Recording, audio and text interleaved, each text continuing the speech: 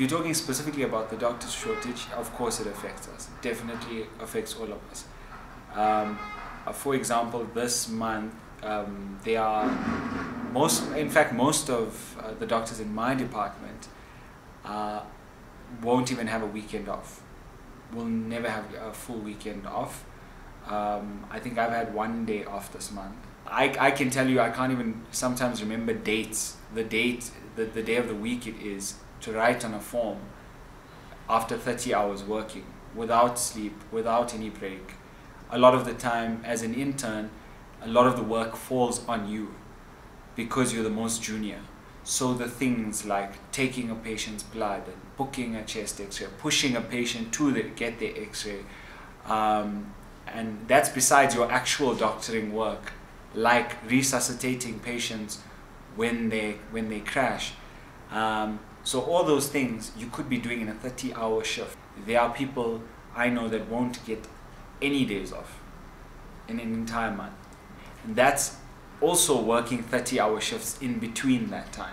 Literally, I get there at 8, on Saturday I got there at 7 a.m. or about 7:30, and I left the next day at 2:45 in the afternoon. So that's about 30 hours, yeah? More, maybe a little bit more, but yeah, 30 hours. And in that time, you are on your feet working. You might get to sleep maybe an hour, 2 hours, something like that, but a very disturbed sleep because you always, but obviously it's something that you prepare yourself for as a doctor. You know that this is what you're getting yourself into, but you never prepare yourself to do 30 hours. And no doctor should. And in our HPC regulations, you should be only working 26 hours. And it's a problem across the board. In other more rural hospitals, from what my friends have told me, they're working those 30-hour shifts every 3 to 4 days because that's how understaffed they are. You know, the shortage of actually, doctors, because what that does then, of course, it leaves the care of the patient in the hands of students, for example. Even an intern, someone who's doing intern, they're also still supposed to be monitored, So the fact that maybe on call you've got one registrar, he has to cover for ops and gynae, and the number of patients is quite a lot. The rate will cover what they can cover, but then they will end up splitting the duties to the intern, to the final year student, or to the 5th year student.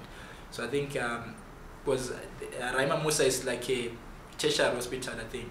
So patients who are coming there, most of them are referred. So it's not a walk-in type of hospital. So it means they're referred, and means their problem, whatever it is, it's a bit more serious. So there was one time a lot of patients came in at once. Registrar is in theater operating. The intern is doing some procedure, manual evacuation, and then patient comes, lady's bleeding. There's only 2 students on call, and then more than 5 or 6 patients came at once, because they're coming from different places. They just arrived at once, and we literally had to run up and down and try and stabilize those patients, because we can't call the reg because operating in theater, the intern is also doing another procedure somewhere, and you are left as students, to try and stabilize that patient with the help of the sisters who will be in the ward, at that time. I freaked out. I've never seen so much blood in that night. It was yeah, I didn't even expect it. But after that experience, I think maybe, I don't know if you've gained a bit of experience in terms of how to handle that, but yeah, I don't think it's a good experience to learn how to handle pressure like that. It would be nice if, let's say, the reg was at least on the ground with us. See the value that we have, even as a student yet, not as a qualified person. I mean, currently I'm doing a blog called Integrated Primary Healthcare, and we are placed in clinics, and literally they call you doctor. It's not even student. They call you doctor. Everyone just says a doctor. Sisters call you doctor, and the responsibility is on you actually. And you have to, even if we have our books with us on the table, but we must actually convince the patient that you can do this and actually get to help the patient. Of course, it affects patient outcomes. Of course, people are going to not just not get the best treatment, but inevitably cause major morbidity and mortality in the end. Yeah.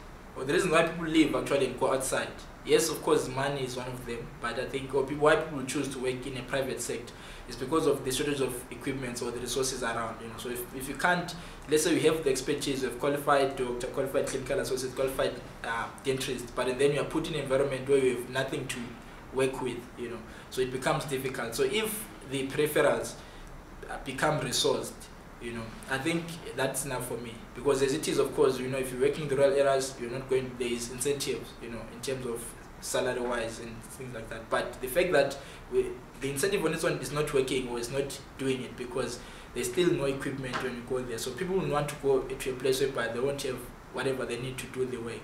There's sometimes where doctors after 30 hours are now asked to do surgery. To do surgery after 30 hours, which is you're using fine motor coordination. I've seen people make mistakes. I've seen people forget swabs, actual swabs that they use to clean the patient or to drain blood inside a patient. And these things they would never do. They are brilliant surgeons normally, but they would never do that if they were working a 12, 24, 26 even. Those shifts we're prepared for. Currently at clinic, there's not enough nurses, you know, and the number of patients, I mean, coming from a long weekend, it was hectic. It was hectic, and stuff I can't even, in terms of equipment, I can't even say it's a local clinic. I mean, there's not even Panad, or there's, you know, a lot of things, you know, so it makes it difficult, you know, to even try and assist the patients if you don't have such.